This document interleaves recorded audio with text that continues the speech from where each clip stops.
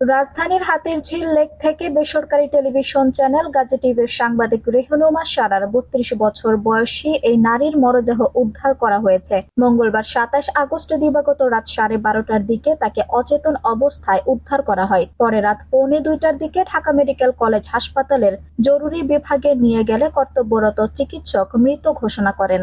মৃত্যুর আগে মঙ্গলবার রাত ১২টার দিকে ফেসবুকে একটি পোস্ট দেন রেহনুমা। তাতে ফাহিম ফয়সাল নামে তার এক বন্ধুকে ট্যাগ করে কয়েকটি ছবি পোস্ট করেন। ছবিতে ফাহিমও রয়েছেন। এর ক্যাপশনে তিনি লেখেন, তোমার মতো বন্ধু থাকা খুবই ভাগ্যের ব্যাপার। আশা করি খুব শিগগিরই তোমার স্বপ্ন পূরণ করবে। আমি জানি আমাদের অনেক পরিকল্পনা ছিল।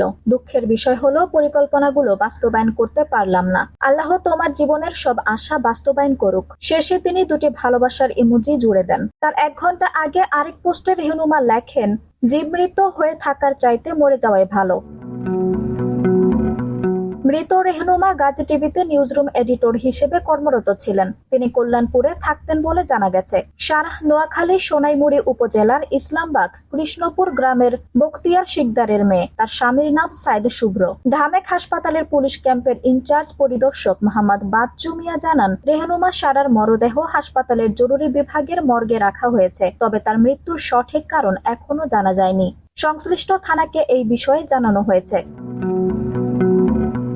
সারার স্বামী সাইদ শুভ্র জানান, ভালোবেসে ৭ বছর আগে তারা পরিবারকে না জানিয়ে বিবাহ করেন।